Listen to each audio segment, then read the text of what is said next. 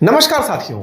भारत पर जब पहलगाम में आतंकी हमला हुआ, पाकिस्तान ने भारत के साथ जब संघर्ष करना चाहा तो ऑपरेशन सिंदूर मिला। ऑपरेशन सिंदूर में भारत ने पाकिस्तान के लगभग 10 से 11 एयरबेस मार गिराए, खराब किए। उसकी खूब तस्वीरें बाहर आई।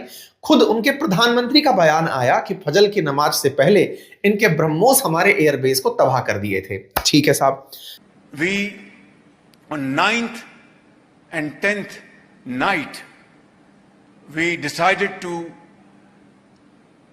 respond in a measured fashion to Indian aggression, and we had decided that at 4:30 in the morning after Fajr prayers, Pakistan armed forces led very ably by our Field Marshal, Chief Army Staff sitting here, Syed Asim Munir, to teach a lesson to our enemy.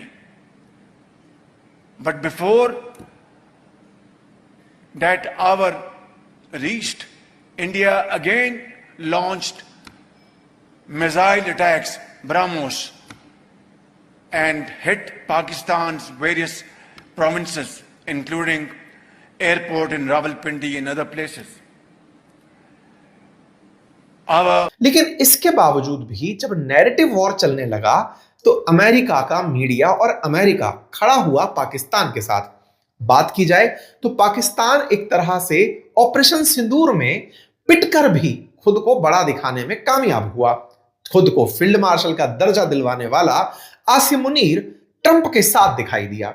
बड़ा सवाल बना कि यार ultimately ऐसा इन लोगों ने Trump को क्या दे दिया जिससे कि ट्रंप पाकिस्तान के गुण गा रहे हैं, और इतने लंबे समय से अमेरिका और भारत के बीच चले आ रहे जो बेहतरीन रिश्ते थे उनमें दिक्कत क्या आ गई।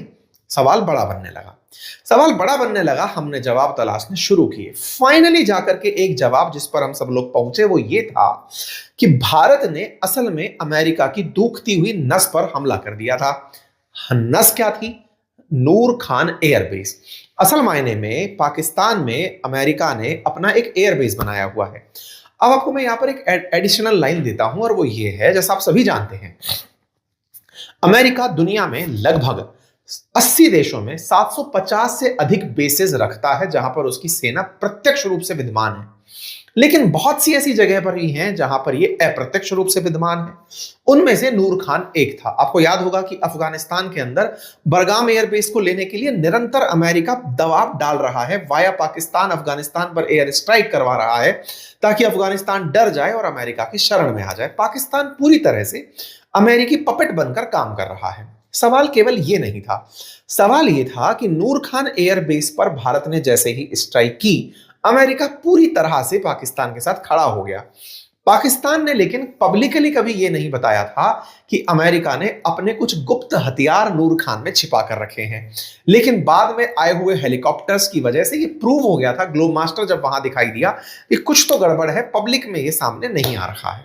हमें यह बात पकड़ में आ गई थी। हमें यह बात पकड़ में आई, अमेरिका जैसा सहयोगी पाकिस्तान के साथ जाकर खड़ा हो गया। इस बार हमने इसका इलाज कर दिया है। इलाज क्या है? असल मायने में हमने अब रूस के साथ में यही समझौता कर लिया है। समझौते को अगर तोड़ मरोड़ कर कहा जाए तो वो ये है कि रूस की सेनाएं भारत में प्रेजेंट रहेंगी। अब भारत में प्रेजेंट रहेंगी से क्या मतलब है, आज के सेशन में हम डिस्कस करेंगे। नंबर 2, भारत के साथ में इन्होंने जो रेलॉस एग्रीमेंट किया है, उस रेलॉस एग्रीमेंट के लिए रूस की संसद, जिसे ड्यूमा कहते हैं, वहां पर परमिशन दे दी गई है। अब यहां पर एक पॉइंट ऐड होता है, रूस की सेना हमारे यहां रहेंगी तो क्या हम किसी तरह से स्वतंत्रता से अलग अलग हैं क्या? क्या हम संप्रभु राष्ट्र नहीं है क्या? हमारे यहां किसी दूसरे की सेना कैसे रह लेगी? मालदीव जैसा चिन्नू सा देश जिसमें भारत की सेना रही तो उसने इंडिया आउट कैंपेन चला दिया, हम यहां पर कैसे अब उनकी सेना को रहने देंगे? तो देखो, आंसर तो आपके दिमाग में बन चुका है कि असल मायने में जब अमेरिका की सेना पाकिस्तान में थी तो अमेरिका खड़ा हुआ था पाकिस्तान के साथ जाकर के। अब अगर रूसी सेना भारत में रहेगी तो भारत के साथ रूस खड़ा रहेगा। यह आंसर आप बना चुके हैं, लेकिन मैं आपको एक चीज और ऐड कर देता हूं मेरे प्यारे साथियों। रूस भारत के साथ हमेशा उन समयों पर खड़ा हुआ है जब अमेरिका पाकिस्तान के साथ चला गया है। यह इतिहास गवाह है। 1971 में भी अमेरिका भारत पर चढ़ाई करने के लिए अपना जंगी जहाज भेज दिया था। ये तो रूस के द्वारा भारत की रक्षा के लिए भेजे गए जहाज थे, जिनके चलते अमेरिका ने भारत पर हमला नहीं किया। कुल मिलाकर के पावर को बैलेंस करने के लिए भारत ने रूस के साथ एक एग्रीमेंट कर लिया है, जिसका नाम रेलॉस एग्रीमेंट है। बाय द वे, अभी पुतिन की यात्रा होना बाकी है, वो कल आएंगे, उससे पहले ही संसद से परमिशन आ चुकी है। लेकिन सर, सवाल तो बड़े बनेंगे, क्या भारत ऐसा कर सकता है? क्या भारत दूसरे देश की सेना को यहां रहने दे सकता है? तो मैं आपको जवाब में दे दूं, एग्रीमेंट में कहा यह गया है कि भारत की सेना रूस के air bases, ports, military bases इनका उपयोग कर पाएंगी। अब भारत को जाकर के तो जंग लड़नी नहीं है सेंट्रल एशिया में, हमें तो अपनी जंग में रूस का साथ चाहिए। लेकिन एग्रीमेंट में जब दो तरफा बात हो जाती है तो लगता है कि हमें बराबर ट्रीटमेंट दिया गया है। बस उसी बराबर ट्रीटमेंट के लिए आज का सेशन है, क्योंकि पुतिन की यात्रा के साथ ही चर्चाओं में रेलोस एग्रीमेंट चल रहा है। भारत और रूस के बीच के जो बेहतरीन संबंध हैं, उनके अंदर एक नया अध्याय जुड़ गया है। लगातार प्रयास किए जा रहे थे, फाइनली जो एग्जीक्यूट हुआ है दैट इज रेलोस एग्रीमेंट, जिसमें हम लॉजिस्टिकली एक दूसरे की जगह का उपयोग करेंगे। हेडलाइन बनती है, Russia's parliament ratifies key pact on military logistic support with India. इस रेलोस एग्रीमेंट के साथ इसे नाम दिया गया रेलोस डिफेंस पैक्ट, और यह प्रेसिडेंट पुतिन की भारत यात्रा से पहला होना अपने आप में एक बहुत बड़ी उपलब्धि माना जा रहा है। आपको ज्ञात होगा कि पुतिन 4 और 5 दिसंबर को भारत की यात्रा पर हैं, आधिकारिक दौरे पर हैं। 2022 के बाद में उनका कोई भी दौरा भारत में नहीं हुआ है। वर्ष 2000 से भारत और रूस के बीच में यह एग्रीमेंट है कि हम दोनों राष्ट्राध्यक्ष एक साल भारत में तो एक साल रूस में मिलेंगे। ऐसे में भारत के प्रधानमंत्री 2024 में रूस में गए थे, वहीं अब रूस के राष्ट्रपति भारत आ रहे हैं। वर्ष 2021 के बाद जब 22 में जंग शुरू हुई, तब दोनों की यात्राएं जो है वो रुक गई। 22 और 23 में किसी ने भी किसी देश की यात्रा नहीं की थी, जिसे अमेरिका ने अपनी कूटनीतिक जीत माना था। लेकिन 2024 में भारत ने यात्रा को पुनः बहाल किया और पुरानी शर्तों को मानते हुए एक दूसरे देशों की यात्रा जारी रखी। कुल मिलाकर के रशियन ड्यूमा ने आज Indian defence treaty for troops deployment पर साइन कर दिया है। यह बात जैसे ही बाहर निकल कर आती है, दुनिया भर से प्रतिक्रियाएं अलग अलग तरीके से आना शुरू हो जाती हैं। ये छोटी मोटी बात नहीं है। मैं आपको फिर से ये बता दूं कि इस एग्रीमेंट के मायने आने वाले समय में गहरे निकलेंगे। आप में से कुछ लोग कहेंगे, सर हमने तो जितनी जानकारी ली है, ऐसे ही लेमोआ करके एग्रीमेंट यूएस के साथ भी तो है, लॉजिस्टिक एक्सचेंज बिल्कुल है। केवल अमेरिका ही नहीं, और भी देशों के साथ हमारे एग्रीमेंट है। पर मुसीबत क्या है, अमेरिका भारत के साथ तो बिल्कुल डेमोक्रेटिक तरीके से एग्रीमेंट किया, लेकिन पाकिस्तान के साथ गुप्त तरीके से एग्रीमेंट किया हुआ था। गुप्त तरीके से एग्रीमेंट का मतलब क्या हुआ कि पाकिस्तान को इस तरह से रखा गया था कि तुम्हें पब्लिक में नहीं बताना है कि हम तुम्हारे यहां पर अपने कीमती हथियार रखे हुए हैं या तुम्हारा उपयोग मिसयूज हम कर रहे हैं। पाकिस्तान को चाइना के अगेंस्ट यूज करने के लिए नूर खान एयरबेस देना पड़ा था। इस चलते वो ज्यादा सपोर्टिव चला गया अमेरिका पाकिस्तान के साथ। भारत के केस में रूस का बहुत लंबा दोस्ती रहा है। ऐसे में रूस के साथ हम ये एग्रीमेंट साइन करके अपने ट्रस्ट को एक लेवल और ऊपर लेकर जा रहे हैं। कुल मिलाकर के इस रेलोस एग्रीमेंट के चलते दोनों देशों की सेनाएं, मिलिट्री बेस, पैरामिलिट्री फैसिलिटी, संसाधन सभी एक दूसरे देश में साझा किए जा सकेंगे। इसके तहत उनके फाइटर जेट्स में भारत में फ्यूल भरा जा सकेगा, वॉरशिप भर सकते हैं, मिलिट्री बेस में वो लोग डेरा डाल सकते हैं, लॉजिस्टिक सुविधाओं का वो उपयोग कर सकते हैं। मेरे प्यारे साथियों, इसके लिए लगातार लंबे समय से प्रयास चल रहा था। 2024 में भी ये प्रयास हुआ था, लेकिन ये हो नहीं पाया था। भारत के द्वारा फरवरी 2025 में भी फाइनली पुतिन की यात्रा से एक दिन पहले ही रूस की संसद यानी ड्यूमा के द्वारा इस पर अब काम बढ़ा दिया गया है। बस इसमें प्रोविजन ये रखा गया है कि युद्ध के समय पर यूज ना हो पाएगा। युद्ध का समय अब ये कौन तय करेगा? जब युद्ध रशिया यूक्रेन के युद्ध को भी युद्ध ना माना जा रहा हो, वो केवल एक एग्रेसिव एक्टिविटी मानी जा रही हो, अब एक डिफेंसिव एक्शन माना जा रहा हो, तो युद्ध की परिभाषाएं भी आज के समय में बची नहीं है। कुल मिलाकर के भारत और रूस के बीच में अब एक विदेशी बेस बन जाएगा। अब आपके दिमाग में एक सवाल बनेगा कि साहब एक बात बताइए, रूस को तो भारत के अंदर एक बेस मिल गया। आप इसको उल्टे तरीके से देखिए सर, आज रूस भी दुनिया के 12 देशों में 52 जगह पर अपने मिलिट्री बेसेस रखता है। अमेरिका 80 देशों में 750 मिलिट्री बेस रखता है। इससे भारत को क्या मिला? अमेरिका अमेरिका के लिए तो चलो पाकिस्तान खड़ा है, रूस के लिए अब भारत भी खड़ा हो गया। हमें अल्टीमेटली मिला क्या? हमने कहा कि अब अमेरिका के सामने रूस हमारा साथ देगा, ये मिला। बोले नहीं सर, हम लोगों ने कुछ खोया भी तो रूस के चलते था। जिन्हें हमारा पुराना सेशन याद है, 31 अक्टूबर को मैंने आपके सामने एक सेशन किया था जिसमें मैंने बताया था कि भारत ने ताजिकिस्तान में अपना एक एयरबेस खो दिया है जिसका नाम आयानी एयरबेस था, जिसके बारे में न्यूज निकल करके आई थी कि ये आयानी एयरबेस जो सेंट्रल एशिया में अफगानिस्तान के जस्ट उत्तर में है, जिस एयरबेस को भारत ने जब अफगानिस्तान के साथ अमेरिकी युद्ध चल रहा था उस समय पर हमने अपने लोगों को निकालने के लिए इसका उपयोग किया था। ताजिकिस्तान से हम पाकिस्तान को कंट्रोल करने के लिए इस आयानी एयरबेस का यूज कर रहे थे, लेकिन ये एयरबेस रूस और चाइना के चलते ताजिकिस्तान ने रिन्यू नहीं किया भारत के साथ और ये हमसे दूर चला गया। सवाल बड़ा बना कि जब रूस ने हमारा एयरबेस जो ताजिकिस्तान में था वो हमसे ले लिया तो हमें फिर किस तरह से उसका साथ देना चाहिए। यहां पर ध्यान से सुनिएगा, ये जो रेलॉस एग्रीमेंट हमने किया है, ये एग्रीमेंट असल मायने में ताजिकिस्तान में यानी कि सेंट्रल एशियन कंट्रीज में जो आयनी एयरबेस था जिसके चलते भारत एयरबेस का उपयोग करना चाह रहा था लेकिन नहीं कर पाया था, ये एग्रीमेंट उसका काउंटर बनेगा। अब भारत ताजिकिस्तान नहीं, असल मायने में पूरे रूस के एयरबेस को यूज कर पाएगा अपने लिए। अब आप पूछेंगे रूस का एयरबेस यूज करने से हमें क्या फायदा? जिस तरह से ताजिकिस्तान आपके लिए चिंता का विषय है, जानकर चलिए कि सेंट्रल एशिया कभी यूएसएसआर का हिस्सा हुआ करता था और आज भी सेंट्रल एशियन जो कंट्रीज हैं, चाहे ताजिकिस्तान, उज्बेकिस्तान, किर्गिस्तान, कजाकिस्तान, ये भी रशिया के साथ खड़ी हुई हैं और ये साथ मिलकर के ही सारे निर्णय आज भी वैसे ही लेना चाहती हैं। अल्टीमेटली यूएसएसआर श्रेणी में ये अपने आप को आज भी मानते हैं। कुल मिलाकर के भारत ने जो आईनी एयरबेस खोने पर नुकसान उठाया था वो इस एग्रीमेंट के साथ फायदे में बदल गया है। कुल मिलाकर reciprocal exchange of logistic support नाम का यह एग्रीमेंट दोनों देशों के जहाज, विमान, सैनिक, उनके ईंधन भरने, उनके सामान जरूरी ले जाने, रुक सकने, ट्रेनिंग करने, ज्वाइंट एक्सरसाइज करने, इन सब में मदद देने की सुविधा देगा। सवाल बड़ा है, सर पाकिस्तान का इससे क्या हाल होगा? देखिए, पाकिस्तान को अब तक यह घमंड था कि अमेरिका उसके साथ खड़ा है और इसी कारण से वो जहां तहां मंच पर भारत के खिलाफ अनर्गल बयानबाजी, फेक न्यूज स्प्रेडिंग, ये सब कर रहा था। रूस के भारत के साथ आते ही पाकिस्तान को कई तरह के जवाब मिले।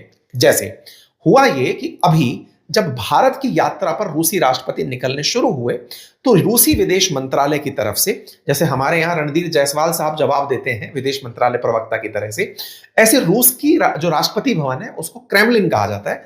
क्रेमलिन की तरफ से स्पोक पर्सन ने क्वेश्चन आंसर्स पर जवाब दिया। दिमित्री पेस्कोव जो है उनका नाम है और दिमित्री पेस्कोव ने भारत आ रहे पुतिन से रिलेटेड जितने भी सवाल हैं जो भारतीय मीडिया जानना चाहती थी, उन्होंने अपनी तरफ से उन सभी चीजों का जवाब दिया।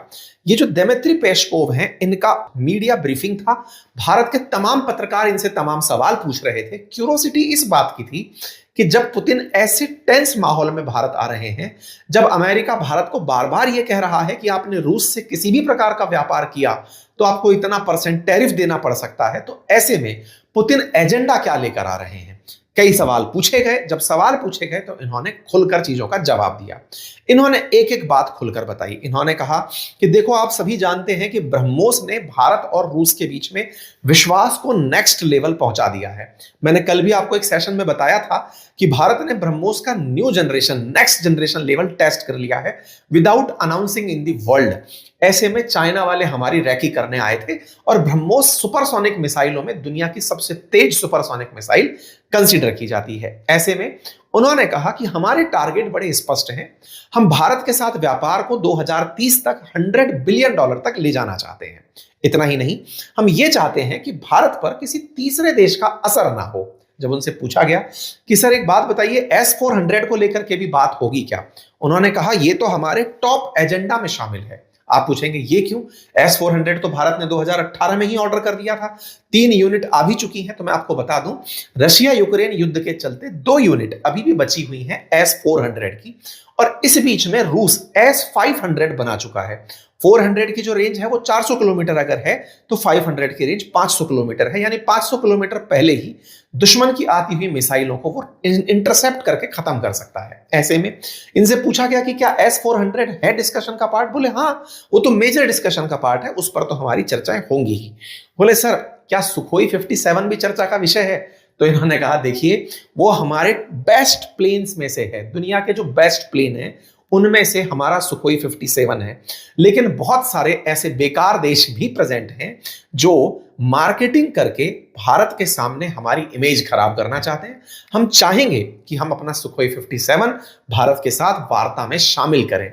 इनसे और भी बातें पूछी गई तो इनसे कहा गया कि साहब एक बात बताइए कि क्या भारत के इन्वेस्टर्स रूस में निवेश कर सकते हैं? तो उन्होंने कहा कि हम अपने आप को मोस्ट फेवरेबल कंडीशंस के साथ इंडियन इन्वेस्टर्स के लिए रखते हैं, वो आए और रूस में निवेश करें। उन्होंने साफ तरीके से कहा कि एक देश, बिना नाम लिए अमेरिका का, कि वो सारे नियम तोड़ करके WTO के नियम तोड़ रहा है, व्यापार के नियम तोड़ रहा है, UN के नियम तोड़ रहा है और वो दुनिया के साथ टैरिफ युद्ध खेल रहा है। ये उचित नहीं है। भारत को चाहिए कि वो अपने हितों की रक्षा करे और भारत अपने आप का ख्याल रखते हुए आगे बढ़े, ऐसी हमारी अपेक्षा है। उन्होंने तमाम प्रकार के सवालों के जवाब दिए, जिनमें से चाबहार पोर्ट हो या फिर चेन्नई से Vladivostok. What is Russia's position on that, sir? Yes. So we have mentioned the issue of tariffs already. It's rather a question of bilateral relationship between India and the United States. We cannot interfere in that. And we don't have a slightest intention in doing that. And we understand that there is a pressure. There is a pressure over India. Actually, this is the reason that we have to be very careful in creating an architecture of our relationship that must be free of any influence coming from third countries. We have to secure our relationship. We have to secure our trade that brings mutual benefit. So trade can be only beneficial for both sides. And if we earn from this bilateral trade, we have to continue it. But we have to secure it from pressure from abroad. So it's a complicated issue, but there are certain experiences in that field. And we have to continue. We know that India is a very sovereign country. India is very sovereign in defending its national interests. We do admire this.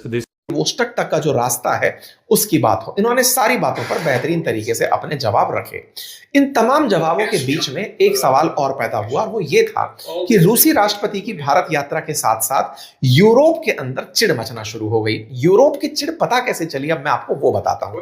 असल मायने में times of India के group की तरफ से असल मायने में एक पेज प्रकाशित होता है और वो पेज जो प्रकाशित होता है वो भारत के अंदर काफी ज्यादा चर्चा का विषय बन जाता है। होता क्या है, टाइम्स ऑफ इंडिया के एडिटोरियल में तीन देश के एम्बेसडर्स में जर्मनी, फ्रांस और ब्रिटेन, तीनों के एम्बेसडर्स ने अपनी तरफ से एक कॉलम लिखा जिसमें उन्होंने लिखा कि दुनिया चाहती है कि यूक्रेन वॉर खत्म हो, लेकिन रशिया इस बात के लिए बिल्कुल भी सीरियस प्रतीत नहीं होता। भारत में नियुक्त हुए राजदूत जो कि फ्रांस के हैं, जर्मनी के हैं, यूके के हैं, तीनों मिलकर भारत के एक अखबार में रूस के खिलाफ एक बयान लिख देते हैं।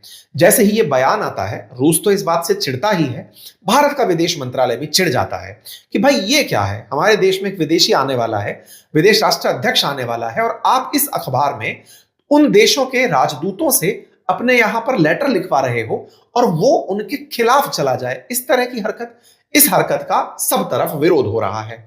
वहीं दूसरी तरफ रूस ने अमेरिकी इन्फ्लुएंस में चल रही मीडिया को काउंटर करने के लिए भारत में रशियन टाइम्स का ऑफिस खोलने का निर्णय लिया है। आप सभी को ज्ञात होगा, जिस प्रकार से अमेरिका के प्रमुख अखबार न्यूयॉर्क टाइम्स का नाम सुनते हैं, न्यूयॉर्क पोस्ट का नाम सुनते हैं, वाशिंगटन पोस्ट का नाम सुनते हैं, ये तमाम वो अखबार हैं वेस्टर्न मीडिया के, चाहे फिर रॉयटर्स हो, फिर चाहे आपका DW हो, ये सभी अखबार एक जैसी खबर लिख करके रशिया के खिलाफ, भारत के खिलाफ, चाइना के खिलाफ, विशेष रूप से कहिए तो ग्लोबल साउथ के खिलाफ बयानबाजी करते हैं। अब धीरे धीरे भारत समेत दुनिया के सभी देशों को यह समझ में आने लगा है कि अपना मीडिया होना जरूरी है, और इसी को करते हुए रूस ने अब भारत में प्रॉपर तरीके से ऑपरेट करने का निर्णय लिया है। कुल मिलाकर के रूस की राष्ट्रपति की यात्रा से पहले ही नैरेटिव वॉर अपनी पीक पर चल रहा है। हमें तो खैर सबसे आनंद का विषय इतना है कि भारत रूस के संबंध निरंतर बढ़ते रहें और दोनों स्ट्रेटेजिक रूप से इतने आगे बढ़ें कि दुश्मन को हमारे खिलाफ बोलने से पहले 10 बार विचारना पड़े। खैर, हर चीज के अपने प्लस और माइनस होते हैं। भारत के रूस के साथ रिश्ते अगर हैं तो उनके अंदर व्यापार भी शामिल होता है, व्यापार के साथ लाभ भी शामिल होता है, लेकिन अल्टीमेटली भारत को अपने फैसले स्वतंत्र रूप से लेने का अधिकार है और वो निश्चित ही लेगा। उम्मीद है आप सभी साथियों को यह जानकारी पसंद आई हो, और अगर हाँ तो अपने साथियों से इसे जरूर साझा कीजिएगा। चैनल पर नए हैं तो सब्सक्राइब कर लीजिएगा। चूंकि मैं आउट ऑफ स्टेशन हूं, बिना बोर्ड के हूं, तो हमारी टीम ने आप तक इसे खूबसूरत अंदाज में पहुंचाने का प्रयास किया है। उम्मीद करते हैं कि आप इसे पसंद करेंगे और साथियों के साथ इसे अवश्य